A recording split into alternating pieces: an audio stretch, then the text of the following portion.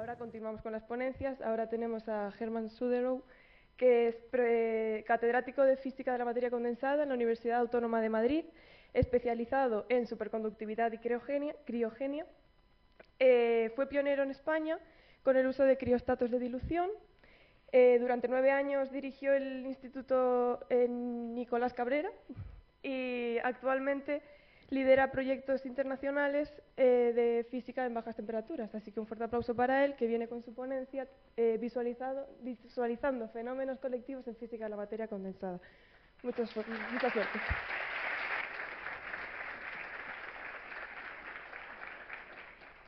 Muy bien, pues muchas gracias. ¿Se me escucha bien? Sí, muy bien. Muy bien, pues muchas gracias. Pues primero agradecer esta iniciativa tan estupenda. Daniel ya me había comentado en algún momento que esto se hacía aquí en La Laguna y la verdad es que me parece una iniciativa muy original y muy de agradecer. Sobre todo esto de que os autoorganicéis vosotros me parece interesante y desde luego que agradezco que me hayan dado la oportunidad de estar aquí. Y bueno, pues nada, pues entonces vamos adelante. Entonces, claro, tenía un poco de dudas a ver cómo plantear esta ponencia, pero bueno, yo creo que porque entiendo que la audiencia es diversa, con lo cual, bueno, quizás pedir disculpas para aquellos en los cuales sea demasiado sencillo y disculpas cuando se hace demasiado complicado, pero espero que se pueda seguir y que sea interesante. Entonces, bueno, el título es un poquito complejo, pero yo creo que a medida que vayamos pasando, pues creo que se quedarán las cosas un poquito más claras. Entonces, mi nombre es Hermann Suderov, pero el nombre entero es Hermann Jesús Suderov Rodríguez. Mi madre es española, con lo cual me podéis llamar Jesús Rodríguez, pero bueno, pues mi padre fue alemán, ¿no?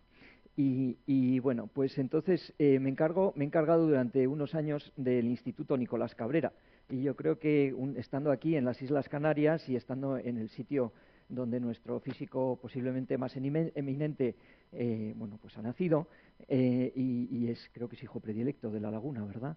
Y bueno, pues su hijo se llamaba Nicolás Cabrera y fue el que fundó la actividad de física en la Universidad Autónoma de Madrid. Todo lo bueno que tenemos de la Universidad Autónoma viene de don Nicolás Cabrera, que es alguien que bueno, pues que estuvo que está muy ligado a las Islas Canarias y bueno, y el siguiente en la generación, Blas Cabrera, está en Stanford y trabaja en descubrimiento de la materia oscura, ¿no? En la búsqueda de la materia oscura. Entonces, pues nada, pues está muy bien estar aquí y la verdad es que estuvo muy bien el periodo que pude liderar el instituto que lleva su nombre. Muy bien. Entonces, una de las actividades a las cuales se dedicaba don Nicolás Cabrera era la física de superficies y va a ser una constante un poco en lo que vamos a ir hablando a continuación. La física de las superficies es una parte de lo que llamamos física de la materia condensada y me ha alegrado bastante tener ponencias en las cuales se toca este aspecto o se aborda este aspecto anteriormente, ¿no? Entonces hemos escuchado esta mañana qué es lo que ocurre cuando bajamos mucho la temperatura. Aquí vamos a ir a temperaturas de milikelvin, no tan bajas como las que se han manejado antes, pero eso sí, esta vez es una temperatura de un objeto sólido, de un objeto macroscópico, ¿no? Entonces vamos a ver las propiedades cuánticas a escala macroscópica, de un objeto realmente grande. Y eso pues plantea una serie de dudas que son las que nos planteamos en nuestro día a día. Y me gustaría, pues, vamos, a lo largo de la ponencia, intentar abordar algunas de las cosas por las que nos preocupamos, ¿vale? Entonces, la idea es pasar la mayor parte del tiempo en la introducción y en una serie de cosas más o menos divulgativas o genéricas relacionadas con la física de la materia condensada, y si nos da tiempo es describir un trabajo relativamente reciente y bueno, pues en el cual hemos puesto mucha ilusión y muchas ganas. Y yo creo que este trabajo, que ya es un poquito más especial, bueno, también es algo muy general, pero lo vamos a dejar fuera. Entonces, la física de la materia condensada, ¿no? Entonces vamos a ir la física de la materia condensada en una cosa en particular. Vamos a ver, vamos a utilizar un instrumento que nos permite ver la estructura atómica, ¿vale? Y qué es lo que ocurre con fenómenos que llamamos de física de la materia condensada dentro de estos materiales. Y vamos a poder ver los átomos y vamos a poder manipularlos, ¿vale? Y vamos a poder, por otro lado, hablar de condensados cuánticos, es decir, un objeto macroscópico que tiene propiedades cuánticas, ¿vale? Entonces vamos a ir poco a poco yendo en esto. Entonces, bueno, este mapa la verdad es que está muy bien, es un mapa general que empezó hace bastante, vamos, que se hizo hace bastante tiempo sobre la física, ¿eh? Entonces, la física, ¿cómo era la física en aquel momento? Y en aquel momento había bastante debate de si tenía que ser aplicada, que si tenía que ser fundamental y ese tipo de cosas que yo creo que hoy en día están superadas y sabemos que hay una dinámica muy activa entre bueno, pues cualquier aplicación y cualquier aspecto que estemos mirando en los laboratorios o en los grupos de teoría. Entonces aquí vemos algunos aspectos como electricidad, magnetismo y toda una serie de lista de cosas que ocurrían en aquel momento y que no se sabía muy bien cómo ordenar. Esas cosas se fueron ordenando durante los siguientes años y apareció algo que llamamos física de la materia condensada. Entonces, la física de la materia condensada se distingue de la física de partículas, por ejemplo, de la física o la astrofísica, que es tan importante aquí, por buscar fenómenos en los cuales, por agrupar un número macroscópico de partículas, un número grande de partículas, emergen fenómenos nuevos. Eso que llamamos emergencia es algo que está ahí y que es una constante y que es lo que nos permite abordar y observar cosas que son cualitativamente nuevas, ¿no? Entonces, una de ellas es la superconductividad o la superfluidez y es de lo que hablaremos. Pero ahora bien, casi siempre que hablamos de física de la materia condensada también hablamos de estructura atómica, hablamos de cómo se ordenan los átomos. Y ahí hay una charla que hizo Feynman, que seguramente muchos de vosotros conocéis, en la cual se propuso una hipótesis. ¿Podemos manipular la materia a escala atómica? Y una de las cosas que más han revolucionado, que más han ayudado al desarrollo de la física de la materia condensada, es que eso es posible. Entonces, Feynman lo propuso como una cosa imaginativa. Incluso al final de su charla también hizo algún concurso y pagó un dinero a unos que inventaron un pequeño dispositivo y bueno, pues tuvo toda una dinámica en su momento. Entonces las personas que hicieron ese sueño realidad fueron Winnicke y Rorer, que recibieron el premio Nobel poco después de la invención del microscopio de efecto túnel. Este es el instrumento con el cual nosotros nos manejamos y con el cual vamos a trabajar. El microscopio de efecto túnel se basa en dos fenómenos. Uno, el fenómeno túnel, y es el hecho de que cuando tú atraes dos metales, los pones a una cercanía lo suficientemente cerca, a distancias de 2 o 3 átomos, circula una corriente. Es una corriente que circula por un fenómeno cuántico, que es el efecto túnel. Los electrones son capaces de saltar a través de una barrera, que en este caso es el vacío, y hay una corriente túnel. Esta es una corriente muy débil. Y depende exponencialmente de la distancia entre la punta y la muestra. Por lo tanto, es una medida muy buena de la distancia entre la punta y la muestra. Y esto, unido a otro aspecto de la física de materiales, que son los piezoeléctricos, son materiales en los cuales aplicamos un voltaje y obtenemos un movimiento. Este voltaje, con voltajes relativamente manejables, se obtienen movimientos muy pequeños. Y gracias a esta combinación entre estos dos fenómenos, podemos estudiar y manipular la materia a escala atómica. Y esto pues da lugar a fenómenos o a situaciones como esta, ¿vale? Aquí tenemos un montón de átomos de hierro, ¿vale?, que se han ordenado de forma periódica en una superficie. Y estos átomos de hierro han generado ondas electrónicas que se pueden observar y se pueden manipular, ¿vale? Esto es lo que llamamos corrales cuánticos. Y bueno, esto en su momento pues hizo las delicias de los que estudiaban estos corrales cuánticos, claro, y también de los periodistas y de los artistas, y esto es una representación artística de uno de estos corrales cuánticos. Entonces esto pues adquiere igual cierto protagonismo en el año de la cuántica, como hemos escuchado anteriormente, que es este año, ¿no? Entonces, con estos corrales cuánticos pues se pueden hacer muchas cosas. Por ejemplo, aquí vemos que se manipulan los átomos y vemos que se establecen. Aquí no hay ningún fenómeno así ondulatorio y aquí sí que hay un fenómeno ondulatorio, y esto es debido a que los electrones se comportan como si están encerrados en un pozo y por lo tanto presentan cuantización y bueno, pues ondas estacionarias. Y esto se puede hacer en una elipse, de forma que se encuentran los dos centros de la elipse y hay un montón de juego. Ahora, hay un aspecto que es importante en esta situación, y es que, claro, hemos escuchado antes cómo a muy bajas temperaturas un grupo de átomos como se quedaba quieto, ¿verdad? Y una de las cosas más fascinantes de lo que nos ha enseñado Luis esta mañana es que realmente esas nubes atómicas, si apagamos la trampa, se caen. Y eso es algo que a mí siempre me parece fascinante, porque claro, el aire, a no ser que el aire aquí no se cae, o sea, el aire solamente tenemos la presión hidrostática de la columna de aire que está sobre nosotros, pero las moléculas de aire tienen una energía cinética que supera por mucho la gravedad, y por lo tanto eso no ocurre. Entonces, en esos objetos que se enfrían a temperaturas muy bajas, se elimina esa energía cinética, y al eliminar esa energía cinética puede actuar la gravedad, ¿no? Entonces, claro, esa eliminación de la energía cinética es fundamental en la física, porque en la física que voy a describir, ¿vale? No en todo, pero en la física que voy a describir, porque eso es lo que permite que se pueda manipular la escala, la materia a escala atómica. Es decir, estos átomos que vemos aquí ordenaditos en un círculo no podrían estar así a temperatura ambiente, porque tendrían tanta energía cinética que estarían moviéndose todos por todas partes, ¿no? Entonces, esto de aquí es una parte importante de todo este juego. Y, de hecho, Feynman, en su artículo, pues en cierto modo tuvo una cierta intuición que esta parte de lo que es este juego iba a tener un cierto papel. Y Feynman presenta una situación en la cual este señor aquí, Heike Kamerlingh-Onnes, que recibió el premio Nobel en 1911,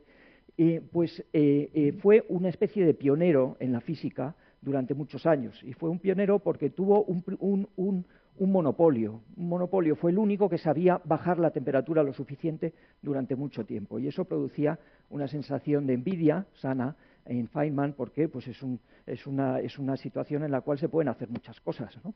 Y esta persona pues es la que permitió que realmente se pueda manejar la materia a escala atómica. Ahora bien, descubrió también otra cosa, y es una curva que quizás muchos de vosotros habéis visto ya, y midió el mercurio, que es un metal, como sabéis, es líquido y se puede hacer de forma muy, muy pura, lo enfrió y entonces descubrió que la resistividad del mercurio desaparece, ¿vale? Tenía él dos hipótesis, una de Lorentz, que decía que esto iba a convertirse en un aislante, y otra de Kelvin, que decía que la resistencia iba a caer a cero de forma gradual, y encontró algo distinto. Vio que la resistencia caía en una temperatura. Y esto es porque aparece un fenómeno nuevo. Esto es lo que llamamos emergencia. En un momento dado aparece un fenómeno nuevo.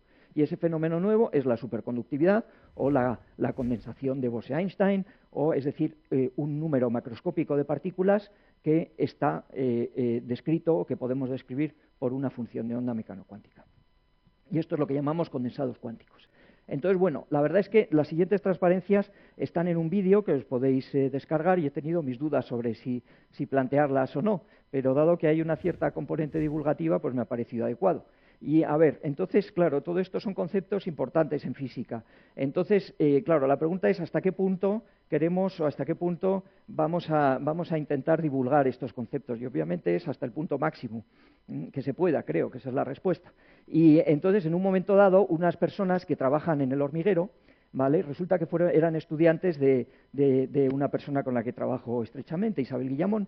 Y entonces ellos vieron los experimentos que les enseñamos a los alumnos en la carrera y dijeron, bueno, pues igual está bien que intentemos enseñar esto en el programa que llevan ellos. Y la verdad es que es un grupo de personas que tiene esa ilusión de tratar de enseñar cosas de física que pueden ser más o menos complicadas y con una rigurosidad que varía mucho, intentar enseñarlo al gran público, ¿no? Y realmente el reto es importante porque, claro, explicar un condensado cuántico macroscópico a alguien que está tomando la sopa en la cena y que tiene el mando en la mano para cambiar de canal, pues resulta complicado. Pero bueno, yo creo que más o menos salió algo que podéis descargar y que pueden mirar en Internet. Y bueno, pues lo que hicimos fue llevar un criostato. Estos criostatos están construidos en la Universidad Autónoma y un sistema de bombeo, un sistema de recuperación de helio, y a partir de ahí vimos aquí qué es lo que ocurre cuando se baja la temperatura, qué es lo que ocurre con ese fenómeno en el cual aparece algo nuevo, ¿no? en un momento dado, o cómo se visualiza esa aparición de algo nuevo. Entonces, bueno, pues ellos lo adornaron de todo tipo de comentarios que, bueno, pues que veremos que están bien, pero que, bueno, son un poco, bueno, lo tenéis todo en los libros para aquellos, sobre todo en cuarto, ¿de acuerdo? Y ahí está correcto todo, ¿de acuerdo? Entonces, primero aquí tenemos helio, ¿vale? Aquí se ve, esta es la interfase entre el helio líquido, que está aquí abajo, y el gas. Esto aquí es un criostato. El helio líquido está a 269 grados bajo cero y está separado con una cámara de vacío de un recipiente que está a nitrógeno líquido, que está a 77 Kelvin o 196 grados bajo cero. Y después hay otra vez vacío, y todo esto es en vidrio, ¿vale? Como digo, este instrumento lo hemos hecho en la UAM. Entonces, una vez que tenemos esto aquí, lo que hacemos es bombear, ¿vale? Entonces, al bombear, enfriamos, ¿vale? Hacemos pasar átomos de la fase líquida a la fase gas, les proporcionamos más entropía y eso implica que tienen que absorber calor de donde están, y con lo cual la temperatura baja, ¿vale? Entonces, esto es un fenómeno típico en que aprendemos en termodinámica. Lo bombeamos y vemos que aparece aquí un burbujeo enorme, ¿no? Empieza a burbujear porque estamos quitando todo el gas, y entonces este líquido, que tiene unas propiedades muy raras, es casi como un gas, enseguida se evapora y produce todo este burbujeo. Y entonces sigue burbujeando, y entonces aquí, bueno, pues ya mientras que burbujea, hacen una serie de explicaciones y toman este vasito de aquí. Este vasito que, como luego veremos, le acabaron llamando chupito, no sé muy bien por qué. El caso es que lo llenan de nitrógeno líquido y ven que el fondo no es poroso. El nitrógeno no es capaz de pasar por el fondo del vaso. Es decir, es un vaso que tiene un fondo que tiene unos poros tan pequeños que no dejan pasar absolutamente ningún líquido ni ningún gas, de hecho, ¿vale? Entonces, ese vasito o chupito, como llamaban, va a ser nuestro protagonista. Aquí ya ha ocurrido algo mágico, ¿vale? Aquí veis que seguimos bombeando, pero el burbujeo ha desaparecido, ¿vale? Esto hay que fijarse, Heike Kamerlingones lo estuvo viendo desde 1911 hasta aproximadamente 1936. No lo veía todos los días, pero sí lo veía 2 o 3 veces al año. Entonces lo estuvo viendo una y otra vez y no se fijó en ello. Y si se hubiera fijado en ello, posiblemente habría recibido un segundo premio Nobel. Entonces, este fenómeno se llama superfluidez, ¿vale? Y lo que ocurre es que, como hemos visto en una de las charlas anteriores, en la charla de Luis esta mañana, llega un momento en el que, al bajar la temperatura, el estado de base de este sistema, estos son bosones, es helio 4, el estado de base de este sistema se puebla macroscópicamente. Al poblarse macroscópicamente, las partículas se acoplan entre sí y forman un condensado cuántico, ¿vale? Una de las propiedades de este condensado cuántico a estas temperaturas es que su conductividad térmica es infinita, y es realmente infinita. Es decir, que cualquier pequeña fluctuación de calor se elimina inmediatamente. Al eliminar las fluctuaciones, el burbujeo desaparece. Y entonces este fenómeno, que es realmente visual y es repentino, en el momento en el que estos se estaban ahí hablando sobre el chupito y sobre todo este tipo de cosas, y se perdieron justo el momento, pero la verdad es que era difícil también pillarlo. Y bueno, pues es algo bastante visual. Y ahora lo que es el experimento es tomar este vaso, ¿vale?, y llenarlo de este líquido y sacarlo. Y como vemos, algo que antes era perfectamente impermeable, ahora resulta ser poroso, ¿vale? Y la razón por la cual este vaso se ha hecho poroso es porque se ha perdido toda la viscosidad, con lo cual tenemos un líquido mágico, ¿no? Tenemos conductividad térmica infinita, viscosidad cero, exactamente cero, y además, en el momento en el que fluye este líquido por aquí, resulta que la temperatura aquí cambia, con lo cual hay un juego entre entropía, temperatura, viscosidad, que pues que no es algo que es inmediato de comprender, pero tampoco es muy difícil, y es cuestión de ponerse con ello y de estudiar termodinámica, y a partir de ahí pues se puede comprender. Entonces, bueno, obviamente ellos pusieron todo tipo de actuaciones, de comentarios, ¿no? Y vemos aquí que bueno, pues este líquido pues, va por ahí. Entonces, este fenómeno está explicado por esta curva. ¿Vale? Tenemos aquí la distribución de partículas en el caso de bosones, como es el caso del helio 4. Tenemos una distribución por encima de una temperatura característica. Por debajo de esa temperatura característica, el estado fundamental se puebla. Justo en ese momento, la longitud de onda de De Broglie de las partículas, la longitud de onda que describe a una partícula, se hace superior a la distancia entre partículas. Y justo en ese momento las ondas de cada partícula se ven entre ellas. Y por lo tanto ocurre una interacción entre esas ondas. Y esa interacción es la que da lugar a que ocurra algo realmente nuevo, que es la aparición de un líquido con propiedades totalmente diferentes. Una de estas propiedades es, o la forma de describir estos líquidos es planteando una función de onda a escala macroscópica, ¿vale? Entonces tenemos aquí que, como tenemos una función de onda, si aplicamos el operador de momento, tenemos que cualquier movimiento de partículas está asociado a una diferencia de la fase. Por lo tanto, tenemos aquí funciones de onda que tienen una fase, aquí este pico está aquí arriba y aquí este pico está aquí abajo porque la fase ha cambiado de signo. Con lo cual, cualquier movimiento de partículas está asociado a un movimiento de fase. Y esto tiene una consecuencia, y es que si hacemos la rotación de una fase, la rotación es cero. ¿Vale? La rotación de un gradiente, porque aquí tenemos el gradiente de la fase porque hemos aplicado el operador de momento, la rotación del gradiente es cero y por lo tanto este superfluido es irrotacional. Y esto es algo que apasionaba a Landau en su momento y que, bueno, pues que da lugar a otro aspecto que es muy importante en estas cosas. Y es que en el momento en el que aplicamos una rotación, por encima de un determinado umbral, aparece esa rotación. Pero en lugar de aparecer de forma continua, como aparece en la taza de un vaso, aparece de forma discontinua y aparecen estos objetos pequeños que llamamos vórtices y que bueno, pues forman lo que es la rotación. Lo importante es que la rotación, que es una cantidad que es típica en hidrodinámica, pues está cuantizada, contrariamente a la hidrodinámica clásica, donde la rotación pues no está cuantizada, aquí la rotación está cuantizada. Con lo cual, estas dos propiedades son las propiedades que describen a un condensado cuántico a escala macroscópica. Y estas ecuaciones son las modificaciones de la termodinámica que hay que hacer para describir estos fenómenos que tenemos aquí.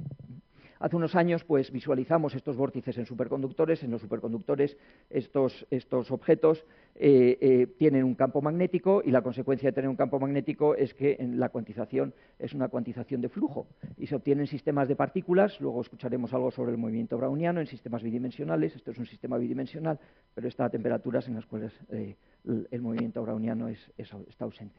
Y bueno, toda esta física pues, ha dado lugar a muchos premios Nobel, como se ve por aquí, pues por ejemplo Heike Kamerlingh-Onnes, Brian Josephson, Kapitsa por el descubrimiento del helio, por la superconductividad de alta temperatura, el helio 3, con lo cual estos conceptos básicos se repiten una y otra vez, ¿no? Y entonces, claro, uno puede preguntarse qué aplicaciones tiene todo esto. Entonces, bueno, pues de hecho Heike Kamerlingh-Onnes fue el primero que quiso buscar una aplicación. Después de encontrar la superconductividad de mercurio, la encontró en plomo. Hizo un imán de plomo. Quiso pasar corriente para hacer un motor eléctrico, ¿vale? Y se dio cuenta que al aplicar corriente enseguida la superconductividad desaparece. Y desde entonces pues estamos intentando subir el rango de campos magnéticos, temperaturas y corrientes en los cuales aparecen ese tipo de fenómenos macroscópicos, con cierto éxito, ¿no? Entonces lo que describe la teoría de los superconductores es la teoría BCS, y lo explicaré un poquito mejor más tarde, si me da tiempo.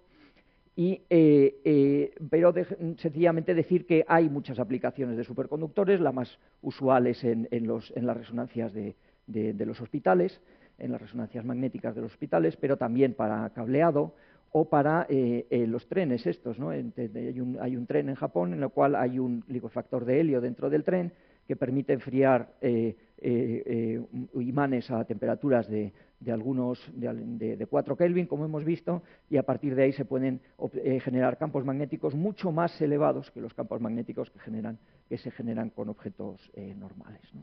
Y más recientemente pues, se plantea también la aviación con hidrógeno líquido. Al tener aviación con hidrógeno líquido vamos a tener 20 Kelvin cada vez que volemos a la península y volvamos. Entonces esos 20 Kelvin pues, nos dan una base de temperatura sobre la cual podemos instalar aquí dispositivos cuánticos. Una cosa También otra aplicación que ya hemos escuchado esta mañana es la computación cuántica, ¿vale? Entonces yo creo que estoy montando aquí un refrigerador de dilución. Esto fue hace, no sé, 15 años o algo así. Y nunca me habría imaginado que iba a ver al jefe de Google sacándose una foto al lado de un refrigerador de dilución. Entonces, bueno, pues son cosas que ocurren, las cosas como evolucionan, ¿no?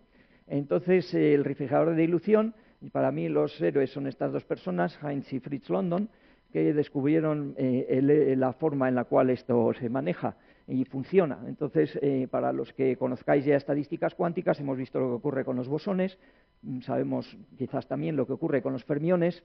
En este caso tenemos a un fermión que es nuestro protagonista, que es el helio 3, y esto es la concentración de helio 3. Y esto es la temperatura característica de estos fermiones, que llamamos temperatura de Fermi. Y vemos que esta cae de esta forma en función de la concentración. Con lo cual, para aquellos que conozcáis las estadísticas cuánticas, pues vemos que tenemos una situación aquí en la cual la temperatura de Fermi es muy alta y con lo cual el gas de Fermi está perfectamente degenerado. Tenemos que el principio de exclusión de Pauli nos obliga a llenarlos todos hasta un nivel, pero ese nivel está muy bien definido y, sin embargo, aquí ese nivel está muy mal definido. Entonces, en cierto modo, obligamos, cuando hacemos pasar helio 3 de este punto a este punto, le obligamos a adquirir entropía. Tiene muchos más estados accesibles. Al tener muchos más estados accesibles, se enfría. Y ese es el principio de funcionamiento y es un principio extraordinariamente eficaz y que funciona una y otra vez, y por eso es tan útil a la hora de construir estos sistemas. Bueno, entonces yo creo que brevemente os quería explicar un poco lo que son los sistemas correlacionados, y yo creo que ya pasamos a las preguntas. Claro, la pregunta es ¿qué es lo que ha dado lugar a esa superconductividad o qué es lo que nos motiva hoy en día, ¿no? Entonces, estos son estos diagramas de fase, ¿no? Esto de aquí es lo que es la superconductividad de alta temperatura y está siempre acompañada de otro tipo de fases, ¿no? Y lo que nos interesa es ver si a suficientemente baja temperatura podemos cambiar algún parámetro que nos permita ir de una fase a la otra y ver cómo ocurren esos cambios. Entonces, las cosas que habéis visto hasta el momento son materiales en los cuales los electrones se comportan de forma prácticamente independiente, o los fermiones se comportan de forma prácticamente independiente. La cosa más interesante es cuando existe una interacción entre estos fermiones. Esto de aquí es la energía, esto de aquí es la energía y esto de aquí es el vector de onda. Estas interacciones pues modifican la estructura de niveles por encima y por debajo de lo que es el nivel de Fermi. Y esto es lo que hace que aparezcan superconductores a temperaturas muy altas. Y estas interacciones son los que más nos interesa. Hay una forma muy directa son lo que más nos interesa y no solamente plantea superconductividad a temperaturas muy altas, sino también un montón de otras aplicaciones. Y esto es lo que nos interesa estudiar con nuestros microscopios, ¿no? Pues de nuevo tenemos este microscopio, que es el que actúa a escala atómica.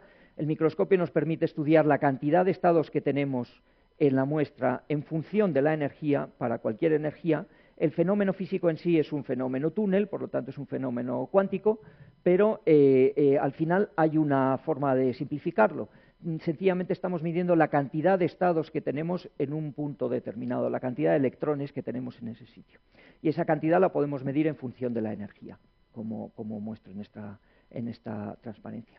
Y gracias a eso, cuando aparecen, por ejemplo, una serie de estados prohibidos aquí, esto es lo que aparece cuando hay superconductividad, hay una serie de estados que los perdemos, pues esto es algo que podemos ver. Aquí no hay estados y aquí sí hay estados. Y gracias a esto podemos caracterizar de forma muy precisa un montón de materiales diferentes. Es algo que hemos estado haciendo en Madrid durante bastante tiempo ya.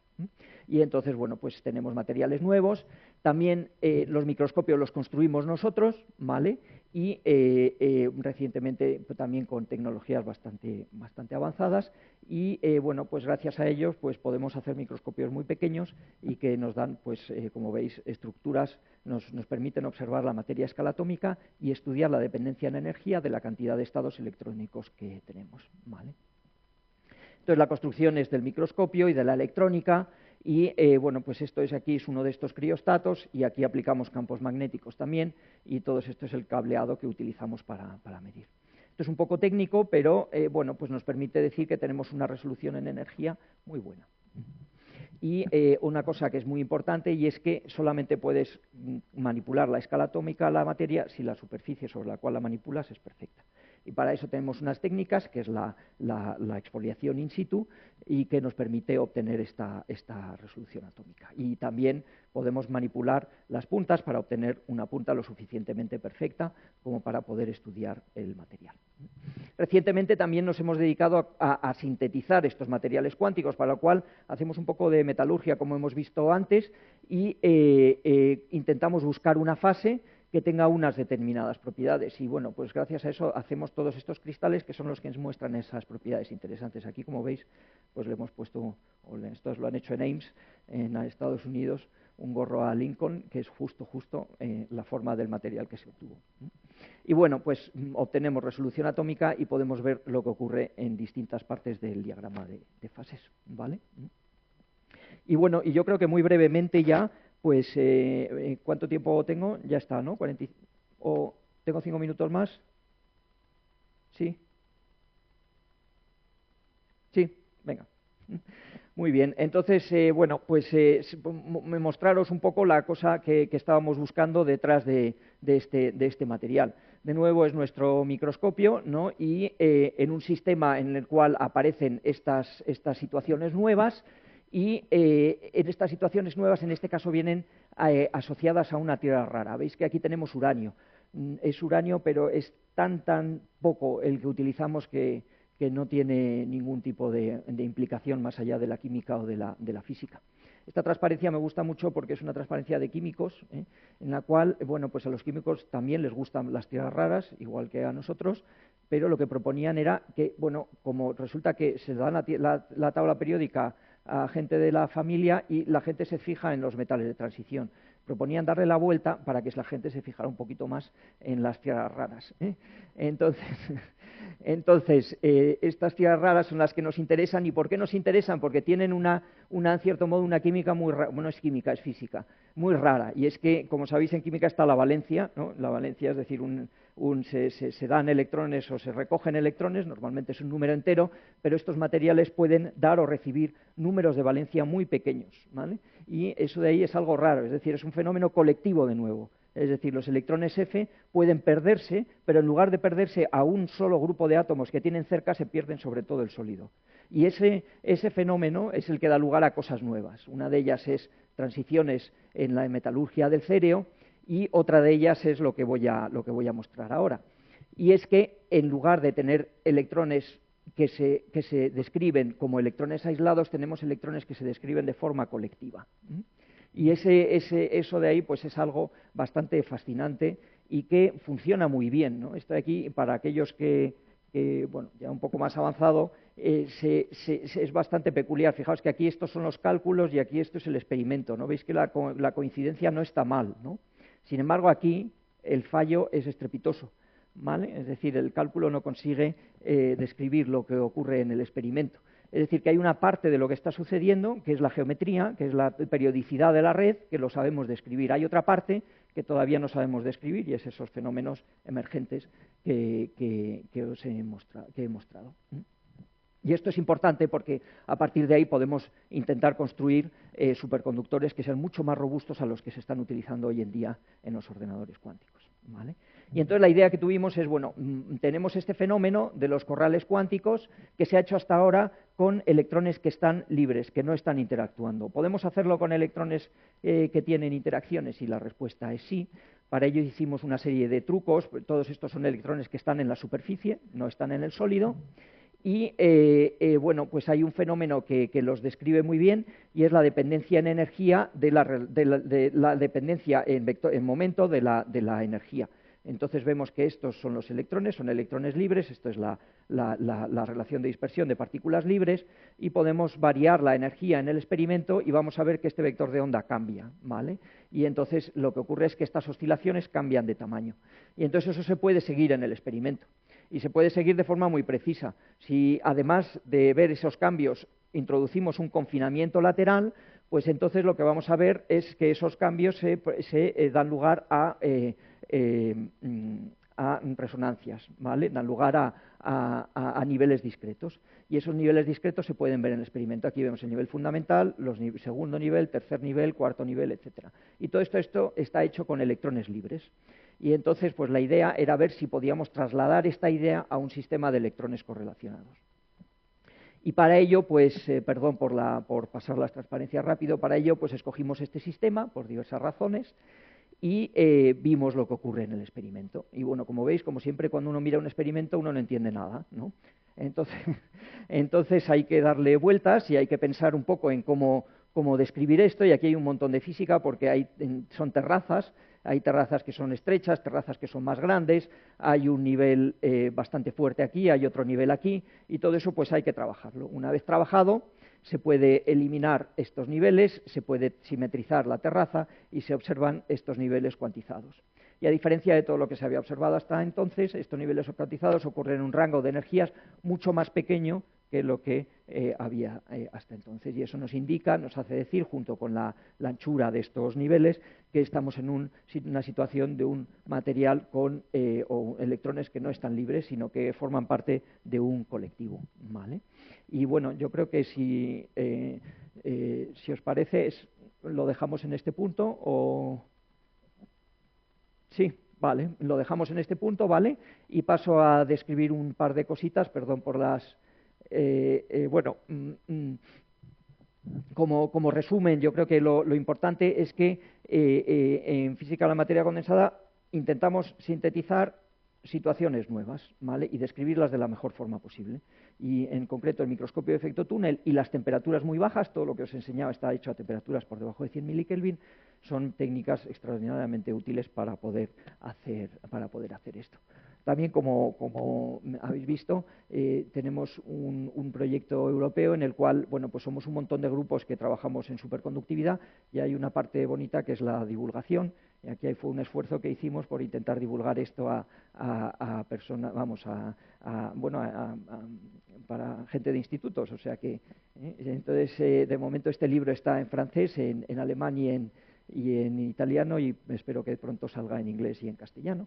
Es un libro muy, muy básico. Y bueno, pues también tenemos nuestras reuniones como la que organizáis aquí, y dentro del año de la cuántica pues vamos a organizar una reunión bastante importante en bajas temperaturas, y aquí sí que me gustaría poner dos de nuestras referencias hoy en día. Pablo, que seguramente vos conoceréis bueno, que es fácil encontrar en Internet, que ha construido el grafeno bicapa, y que es otro sistema correlacionado, busca lo mismo, funcionar es descubrir cosas nuevas haciendo correlaciones. Y Leticia, que está en Barcelona y que hace cosas similares a las que ha presentado Luis esta mañana. Y pues nada, pues solamente agradecer a las personas con las que trabajo, y aquí vino Paul a visitarnos y hicimos una paella. Y bueno, pues nada, pues muchas gracias por vuestra atención, y lo dejamos en este punto, si os parece.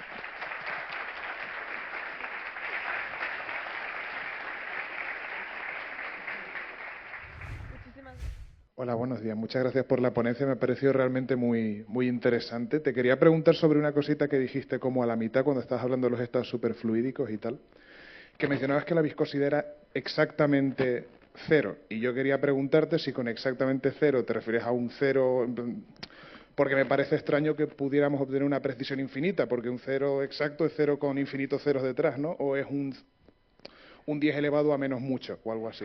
A ver, es tan cero como se ha podido medir hasta ahora. Entonces, hay un experimento muy bonito que se hizo, de hecho, Heike Kammerlinghones. Claro, en aquella época lo suyo era enseñar las cosas. Entonces, pues habría estado estupendo traerse aquí un crióstato para que lo podáis ver, ¿no? Entonces, eso se puede hacer.